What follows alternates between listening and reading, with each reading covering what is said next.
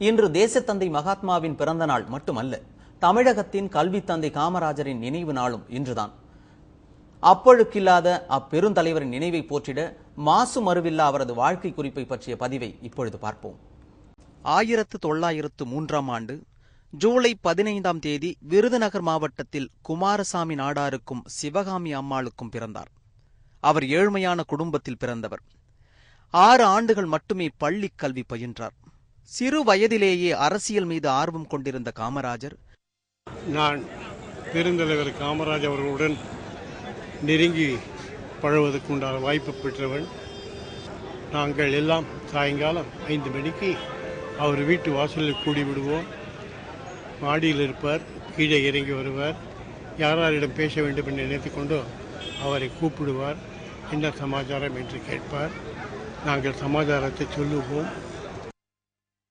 இந்தியாவை அடிமைப்படுத்தி இருந்த வெள்ளையரின் ஆதிக்கத்தை வெறுத்தார். தனது 19வது வயதில் காந்திஜியின் ஒத்துழையாமை இயக்கத்தில் சேர்ந்து காங்கிரஸ் கட்சியில் இணைந்தார். 1930 வேதாரண்யத்தில் நடைபெற்ற உப்பு சத்தியாகிரகத்தில் கலந்து கொண்டு 2 ஆண்டுகள் சிறை தண்டனை அனுபவித்தார். 1940 சிறையில் இருந்து கொண்டே விருதுநகர் நகராட்சி தலைவராக பதவி வகித்தார். பின்னர் 1952 நாடாளுமன்ற உறுப்பினராக தேர்ந்தெடுக்கப்பட்டார். அடுத்த 2 ஆண்டுகளில் தமிழகத்தின் முதலமைச்சராக பொறுப்பேற்றுக் கொண்டார். அவர் பொறுப்பேற்ற பின்னரே தமிழகத்தில் பொற்கால ஆட்சி உருவெடுத்தது.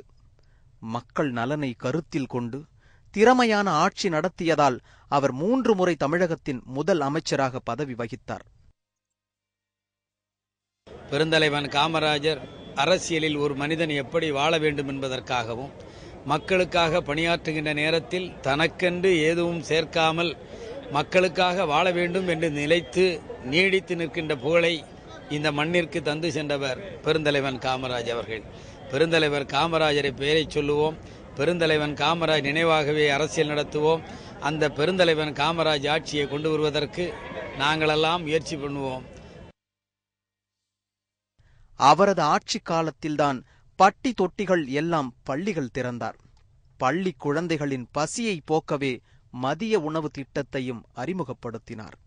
தான் முதலமைச்சராக இருந்தபோது கூட தன்னுடைய தாய்க்கு கூட சிறப்பு சலுகைகள் தராத மாமனிதர் அவர்.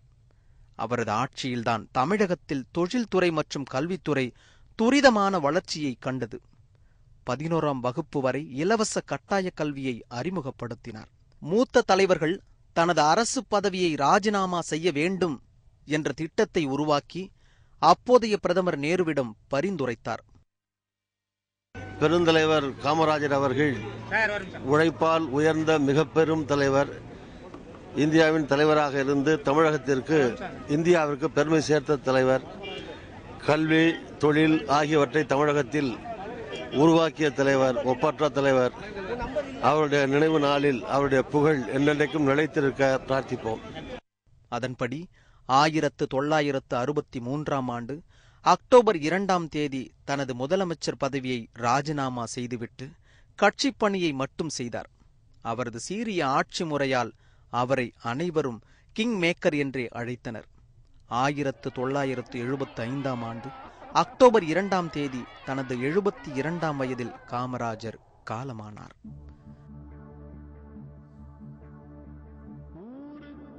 அவர் இறந்த பின் பாரத ரத்னா விருது வழங்கி அவரை பெருமைப்படுத்தியது இந்திய அரசு.